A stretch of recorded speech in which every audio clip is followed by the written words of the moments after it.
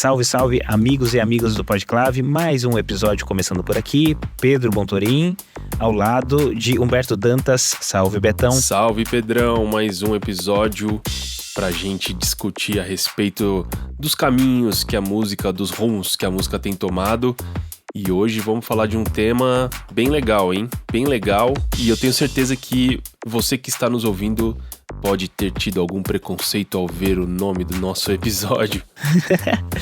É isso aí. Ou já ter uma posição se a tiktokização da música faz bem ou faz mal. Nossa tarefa hoje talvez seja mudar um pouco a sua perspectiva a respeito da tiktokização da música. Exatamente. Na verdade, a gente gostaria que você fizesse um exercício na sua casa e falasse o nome do episódio e ver se você tem uma boa dicção pra falar de primeira. Porque você tá ouvindo bonito aqui, mas a gente falou umas 17 vezes antes de... Isso foi muito editado. De estar no ar.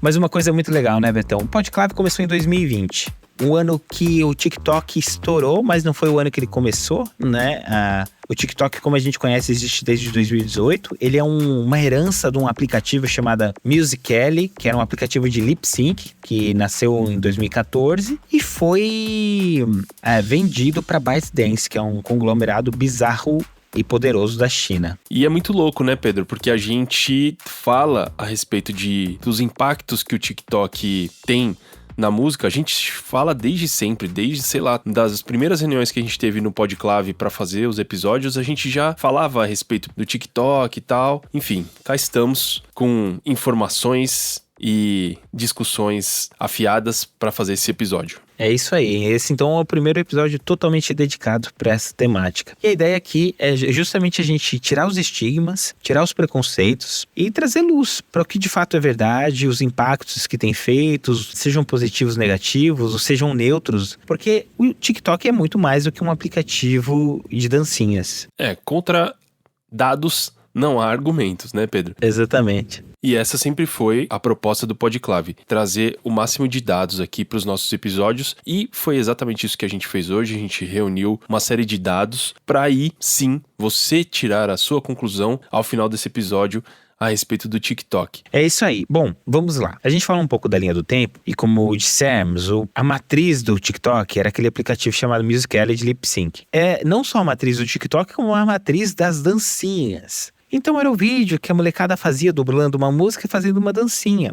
Talvez você não tenha entrado no Musical.ly, mas você tenha visto alguns resquícios no seu Instagram ou na sua outra rede social. Então sim, a dança, ela é um cerne assim do TikTok. Mas o aplicativo é para muito além disso. A começar, Pedro, pelo algoritmo, né? O algoritmo do TikTok é um algoritmo bizarro. Em poucos minutos, ele já saca qual que é o seu gosto, ele já entende exatamente o seu perfil. E se você já entrou no TikTok, se você já experimentou esse aplicativo, sabe que, de repente, ele já começou a te mandar um monte de coisa que realmente você gostaria de estar vendo e ouvindo. É isso aí, Betão. E ele é poderoso também até pro criador. Então, ele é uma ferramenta muito potencial de um pequeno criador alcançar muitas pessoas em uma fração de tempo curto. Ele realmente é um algoritmo muito poderoso. E a gente até brinca, né, Betão? Aqui a gente teve alguns episódios já falando de inteligência artificial. Eu digo que eu tenho mais medo do algoritmo do TikTok do que medo da inteligência artificial. Que não deixa de ser uma inteligência artificial, né? Exatamente. Uma inteligência bizarra. Outra coisa que é muito interessante é o reshape na forma de conteúdo. Eles não se definem, né, como uma rede social, eles se definem como uma plataforma de entretenimento. Então, não é só para você consumir, mas é para você criar em cima daquilo que você consome. Ele é totalmente retroalimentar. As tendências, os movimentos começam pela audiência. Depois dos artistas emergentes, depois dos artistas pop. Daí, quando chegam nas marcas, é a última instância e instituições, assim. O que é o caminho inverso de uma ordem que sempre foi natural, né? De começar das grandes mídias, dos grandes influenciadores, depois influenciando o resto. E aí, outro ponto que é fundamental, inclusive uma reflexão que nós tínhamos entre nós mesmo aqui, tá beleza, mas, cara, será que o YouTube já não fazia isso? O Instagram já não fazia isso? Pô, eu crio conteúdo no YouTube, eu crio conteúdo no Instagram, né? Total, e a gente tinha essa impressão, então fomos, como o Betão falou, aos dados para tirar essa tema. E aí, investigando alguns cases, nos deparamos com o da Doja Cat, quando ela lançou um single. E depois de um período ela tinha 10 milhões, mas não de visualizações, mas de vídeos criados com a sua música. Cara, 10 milhões de vídeos criados, a gente não tá falando de 10... Se fosse 10 milhões de visualizações, já seria um número bizarro. Bizarro. Mas a partir do momento que a gente tá falando de vídeos criados, a gente pode colocar esse número, sei lá, aumentar pra pelo menos 5. Pelo menos 5, pelo menos 100. E é um alcance exponencial. Exponencial, porque o TikTok entrega muito. Então a gente começa a ver um poder de espalhar e de viralizar muito, muito forte. Realmente foi aí que o jogo começou a mudar. E eu até falei que essa expressão do TikTok for Artists, né? Porque a Doja Cat é considerada uma artista nativa do TikTok, nasceu na plataforma. Na rede, né? Assim como o Lil Nas X, Steve Lance, ou muitos fenômenos do K-pop. E tem vários artistas também que, se a gente for... A gente não pegou esses dados, mas você sabe de vários artistas que surgiram aqui no Brasil mesmo, no TikTok. Total. Celebridades que nasceram no TikTok com o lance da pisadinha. A pisadinha, será que seria a pisadinha sem o TikTok? Fica aí essa reflexão aí pra você. Nossa, total. Total, Betão. E falando nesse impacto de gêneros, impactos em estilos musicais, o TikTok começou a abalar as estruturas dos charts, dos famosos charts, né? A começar pelas plataformas de streaming, e aí começaram a rolar as correlações. Poxa, uma música que viralizou no TikTok e emplacou no top 100 do Spotify, no top 100 da Apple. E aí a brincadeira começou a ficar muito grande quando ela começou a impactar na Billboard, na organização mais tradicional de monitoramento de performance de músicas e vendas de música. E a gente percebeu que havia uma relação direta, a tal ponto que a Billboard começou a incorporar o TikTok nas suas métricas e criou um chart de streaming que é completamente parametrizado com o TikTok. O TikTok realmente aí mudou a maneira de se pensar e mensurar música. Isso tudo é mérito, obviamente, desse poder de fogo de dados que tem essa plataforma, né? Porque a partir do momento que você tem um algoritmo bizarro que entende rapidamente o que o consumidor quer ouvir ou quer ver, e você tem também uma facilidade de mensurar, óbvio que isso vai impactar muito forte as grandes corporações como a Billboard. E isso é muito bizarro se você pensar. Cara, a Billboard, a gente sempre olhou o chart da Billboard e ele foi absoluto. E agora ele continua sendo absoluto, mas ele está sendo pautado em um aplicativo. E outra coisa que é muito interessante é que o impacto não veio só no top 100, nos estilos mais massivos, mas é isso, ele começou a impactar em gêneros, em determinados estilos e vertentes das categorias da Billboard. Bom, até aqui a gente percebe que o aplicativo vale muito. Tem um algoritmo refinado, transformou o ecossistema da música, ajudando nomes a conseguirem ganhar visibilidade. Mas aí o valor literal do aplicativo, inclusive quando você conversa nesse universo de startups, o valor de um aplicativo está no valor de pessoas que ele pode alcançar e impactar. E o TikTok hoje é o aplicativo mais baixado do mundo e é a maior rede social de usuários ativos. Então isso faz com que ele seja um aplicativo extremamente valioso, né? Ele é um lugar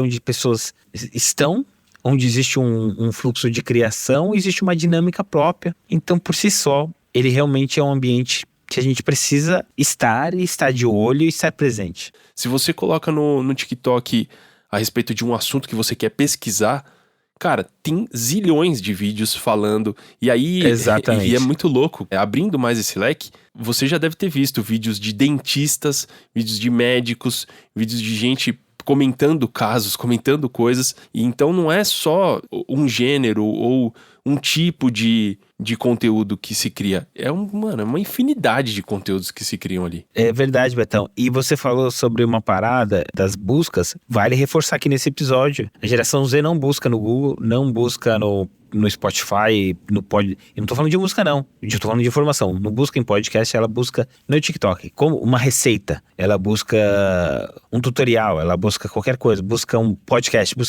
enfim, é um buscador com esse tom de entretenimento predominante, dinâmico e realmente, como a gente tem falado aqui, ele tem trazido um impacto bizarro no universo da música. Porque imagina a quantidade de dados que não tem isso. Toda vez que você pesquisa, a gente alimentando o algoritmo, isso vai trazendo uma densidade para esse aplicativo que é inimaginável.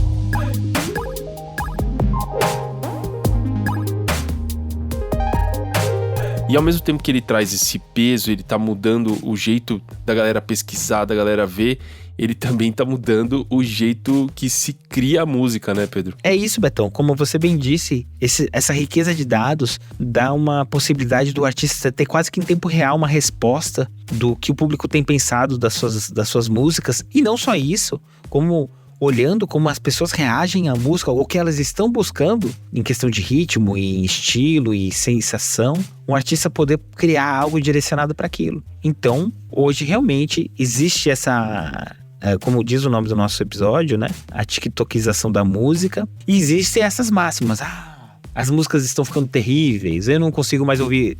Tem pessoas que dizem, né? Eu não consigo mais ouvir música de hoje, as músicas de hoje são lixo. A começar, tem a questão até técnica, né, Betão? De masterização. Sim. E tudo mais. Uhum. Como tem a questão, hoje você começa uma música já do refrão, ela faz ela curtinha pra caber no app, você já faz pensando na dancinha, e começam essas questões. Mas e aí, Betão? A música tá pior como nunca? Cara, eu não acho que a música tá pior como nunca. Eu acho que a gente sempre teve, sempre assim, a partir do momento que a música realmente se tornou algo comercializável, né? Ela como um produto. A partir do momento que a música ela se tornou um produto, você tem a galera que usa a música para ganhar dinheiro e aí se preocupa pouco com o produto final artisticamente falando e muito com o produto final comercialmente falando. E isso, por si só, para quem é purista da arte, tem menos valor, artisticamente falando. Então eu acho que a gente tá alimentando só o ciclo, esse redemoinho que a gente tá desde, sei lá, da década de 70, de 80, onde o mercado começou a ver a música como algo que é valioso. Então eu acho que não há nada de novo debaixo do sol. É só um jeito diferente. E eu acho isso legal, Betão, porque afinal é isso, né? Nos anos 80, 90, com o boom dos clipes, tiveram pessoas que falavam, poxa, mas o clipe é mais importante que a música, né? Tem artistas que às vezes nem se preocupavam com a música. Era mais a estética do vídeo. Exato. Né? Mas isso, por exemplo, sempre foi, né, Pedro? Porque se a gente voltar até, o artista criava uma música, a gravadora criava uma música, já pensando em como ela ia soar no rádio. Já tem bastante tempo que a gente ouve música no rádio. Inclusive, isso mudou o jeito de mixar, isso mudou o jeito de masterizar as músicas, tecnicamente falando, né? E isso mudou o jeito da galera consumir música mesmo, dos artistas fazerem música, né? Antes de MTV, antes de TikTok, a gente já tinha um jeito de compor a música, de fazer o corte da música e fazer a versão de rádio. Então, muito antes disso, a gente já tem esse jeito específico para uma mídia final. E, cara, essa reflexão sua traduz justamente o que eu vi nos dados aqui, Betão, porque, puxando um pouco de informação, então eu vi que dos anos 50 para os anos 2000, a música tinha uma métrica padrão de 3 minutos e meio, o que era 1 minuto a mais do que era o padrão antes dos anos 50, que eram de 2 minutos e meio. Justamente por esse tamanho disponível, como você disse. E, cara, pensando nesse lance da música e do meio, né? O meio era o disco, o meio era o vinil, o meio era a rádio, o meio agora é a rede social. Se a gente brisar um pouco, antes da música registrada, o meio era o espaço público, o meio era o teatro, a apresentação, o meio era, né? As casas. Exatamente, o meio era as casas. As músicas não eram pensadas para você ouvir, por exemplo, uma ópera, é um todo. Uhum. Você não ouve lá só a música La Donna e Mobile, você ouve o Rigoletto. Exato. Você ouve a música inteira. E essas músicas tinham 2 horas. Ou seja, as músicas sempre foram feitas para ocupar os espaços e se desenhar de acordo com esses espaços. E inclusive hoje, né, Pedro? Se a gente... Cara, por isso que eu falo, a gente fala isso desde o primeiro episódio do Podclave. O rolê é cíclico. A gente só tá mudando um pouco o jeito, mas... sempre a gente teve essa mesma ciclicidade na história da música. Se você pegar hoje, cara, beleza, você tem a versão de rádio, mas se você vai no show, o cara toca uma música gigante com um arranjo diferente, que tem um solo no meio, que não tem na versão gravada. Isso na década de 70, 80, 2000 e até hoje. O arranjo do ao vivo geralmente é bem diferente do arranjo da música gravada. Por conta da performance, por conta do que... Porque ali Total. é o contato direto com o público. E aí eu posso fazer o que eu quiser. E fica também uma reflexão, né, Betão? Porque isso é agora. E o que vai ser o futuro, né? Quando você começou a falar dessas versões do show e tal, começa... Sabe, será que o futuro é a gente realmente revelar essas partes que não existem na música gravada, no padrão? Sei lá, o que eu acho que a história nos mostra, essa história cíclica, como você bem reforçou, que sempre vai desaguar no novo lugar. E a gente vai ter que se reinventar. Então a gente tem que estar aberto a esse processo. Agora, sim, sempre vão ter coisas boas e coisas ruins em todos os formatos. Como a gente já mencionou aqui, né, uma vez, parafraseou uma frase do Herbie Hancock, é isso, né? A tecnologia é neutra. Uhum. Agora, como a gente mexe com ela, que a gente vai determinar se ela vai ser pro bem ou pro mal. E, cara, a gente falou um pouco do que o TikTok, o impacto do TikTok na prática, né, da música. Então hoje você ouve músicas com o refrão já logo de cara, né? E, mano, muito curioso isso, porque eu lembro a primeira vez que eu me deparei assim, eu falei, opa, como assim, cara? Ouvindo uma música da Dua Lipa, aquela Don't Start Now, a minha filha adora Dua Lipa, inclusive eu acho que é a música mais famosa dela. Ela começa com o refrão, então tem só uma introduçãozinha muito breve, assim, com um synth, começa com o refrão, e aí ela volta pra primeira estrofe. E eu achei isso muito curioso, cara. Eu falei, uai, por que rolou aqui? Né? Porque isso foge completamente da métrica natural que a gente estava acostumado. Enfim, depois da gente falando e gravando Pod Claves, isso ficou muito claro em outras músicas, né? Um outro caso interessante que eu posso citar aqui é que há um ano atrás, mais ou menos, uma grande gravadora, que eu não posso citar o nome nem dos artistas, prefiro não citar, eles me chamaram para fazer um projeto que era uma gravação com vários feats entre sertanejo e pisadinha. Então, um artista de pisadinha junto com um artista sertanejo gravando uma música. E aí, óbvio que, como eu tava nos bastidores, eu vi tudo, né? A gravadora fez entre aspas, fez as músicas, né? Ela apresentou as músicas pros artistas no dia que ia ser a gravação. Então, os artistas ouviam as músicas umas 3-4 vezes antes de gravar. A gravadora, então, já tinha as músicas, que eram músicas tiktokizadas, e as dancinhas. Eles já tinham as dancinhas prontas para os artistas gravarem os vídeos das dancinhas ali, com um intuito bem claro, assim, vamos bombar essa música aqui no TikTok. A finalidade muito bem definida, né? Bizarro, cara, bizarro demais. Inclusive, 2 artistas desses que a gente gravou no dia lá, foram artistas que surgiram na pandemia através do TikTok. E eles, em uma questão de 6 meses, assim, eles tinham milhões de visualizações no TikTok com as músicas deles, fazendo às vezes até cover, assim. Só que como eles bombaram muito, essa grande gravadora incorporou eles no casting de artistas e começou a bombar eles de show. Então, eram artistas que não tinham nenhuma experiência com público, com show. E de repente, tipo, do dia pra noite, literalmente, eles foram inseridos num público, tipo, de um show pra 10 mil pessoas, assim. Muito louco. Que absurdo, cara. Que absurdo. E eu acho muito legal isso que você traz, Betão, porque eu acho que entra bem no nosso último pilar. A gente falou um pouquinho então da linha histórica, a gente falou um pouquinho dos atributos do TikTok, falamos da tiktokização na música, desse impacto na maneira que escutamos música. E agora esse último análise do Betão já traz um pouquinho de tempero pra gente falar do modelo de negócio. Como que o TikTok tem impactado o modelo de negócio da música.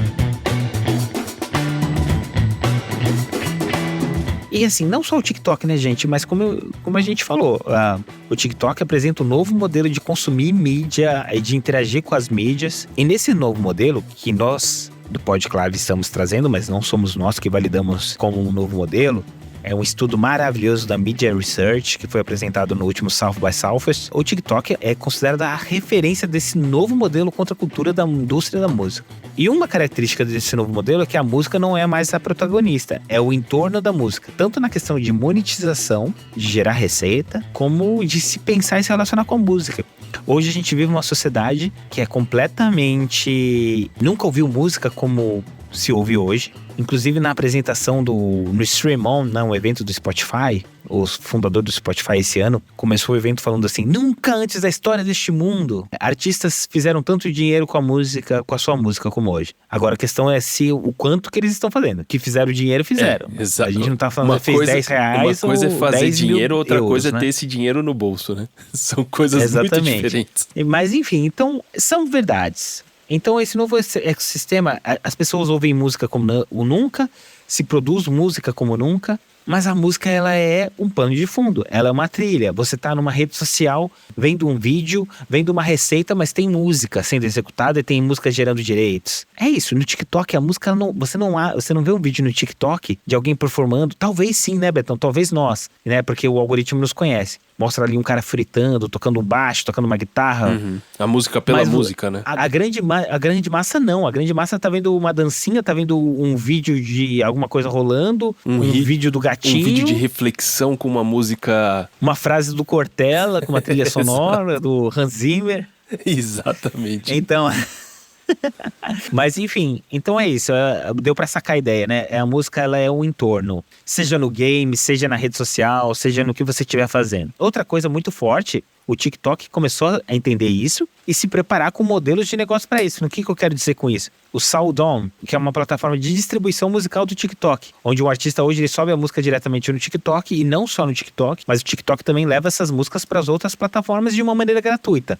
Ou seja, diferente do TuneCore, do Seed Baby, que cobrava para fazer essa distribuição, agora o TikTok... já é uma distribuidora, né? Exatamente. Eu me lembro uma vez que eu conheci o fundador da A-Music, que era uma empresa de distribuição musical bem disruptiva, que um dos investidores era o will.i.am, e ele falava, pra que a gente vai cobrar para distribuir música? O que nos interessa são os dados. Ele falou isso essa frase num painel com o pessoal da Warner e da Universal. E agora... é isso, daí surge uma rede social, oferece o mesmo serviço que o cara distribuindo e ele fica pra trás também. Porque imagina o volume, como a gente tem falado, imagina o volume de dados e expertise. Não dá pra competir com o TikTok, né? Em termos de volume de dados. E imagina, Betão, então o que o TikTok ganha sendo a distribuidora? Ele ganha uma inteligência, ele sabe que artista ele vai investir ou não. Exato. Quanto que ele vai investir pra cada artista, porque ele sabe se o artista vai vingar ou não vai vingar. O que viraliza, o que não viraliza. Mano, imagina... os caras olhando o dashboard assim, eles conseguem prever se aquela música vai bombar ou não. Cara, fácil. Estatisticamente falando... fácil demais. Principalmente na plataforma deles. Ok, ao mesmo tempo, a gente pode pensar também... a música também, nunca antes na história, a música lucrou tanto, mas nunca antes na história... a música foi consumida tão pouco tempo também, né, Pedro? Porque a música também virou meme. Hoje as músicas têm um prazo de validade absurdo. Curtíssimo. Elas não entram mais na playlist da vida das pessoas, elas são momentâneas mesmo. É um scrolling, assim, dei uma zapeada no Spotify, né? Uhum. Inclusive... existe uma análise, aí é já Spotify, né, saindo um pouco do universo do TikTok, mas que as pessoas ouvem as músicas 40 segundos, né, o público mais novo, não ouve música inteira. Exato. É justamente por isso que o formato da música mudou, né? Inclusive, para fazer esse episódio a gente estudou bastante, como sempre, e eu tava vendo um conteúdo muito legal de um crítico americano. É mais um criador de conteúdo que um crítico formal, assim. E ele brincava falando isso, cara, o show da galera do TikTok... deve ser muito engraçado, porque assim, no TikTok só toca 30 segundos das músicas. Então a galera deve cantar mal empolgada aos 30 segundos da música, depois ficar uns 2 minutos em silêncio, porque não, mano, mas não é tem, isso, cara. Não sabe cantar. Mas se você for pensar, é exatamente isso, bicho. Nesse caso que eu citei dessa gravação que eu fiz, eram músicas super curtas, 2 minutos e meio de música. E o refrão, tipo, sendo, sei lá, colocando 3 minutos de música, o refrão ocupava 1 minuto e meio da música. Então, metade da música era o refrão. E eram frases longas no começo, com uma resposta curtinha, que é essa resposta que a galera vai memorizar e que vai fazer a dancinha, né? Que loucura, né? Um jogral, quase. Um jogral, exato.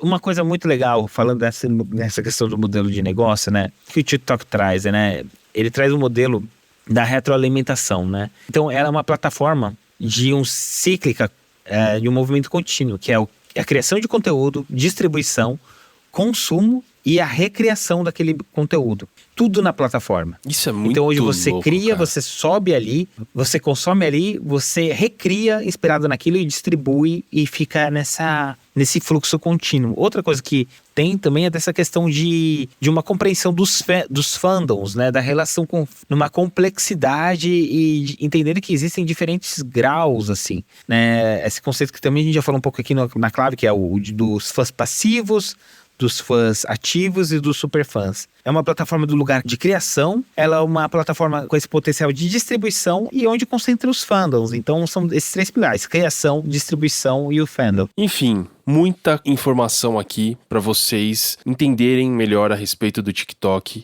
Confesso que eu me abri um pouco mais para entender melhor a plataforma, mas eu ainda tenho muitos pés atrás com o TikTok como consumidor, Pedro. E você? Eu gosto e eu sei que...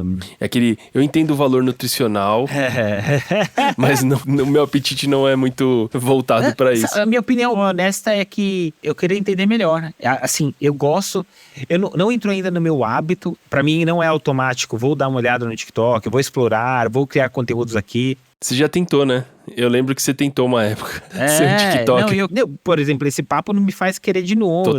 Total. E, cara, eu acho que esse é o universo mesmo, da gente desbravar, como a gente gosta de falar, assim, não jogar pro algoritmo, mas se achar nesse lugar e saber como que a gente pode ser a gente nesse lugar, assim, sabe? Sim, excelente. Mas, cara, é muito poderoso e realmente tá acontecendo ali. E tá mudando o mercado da música.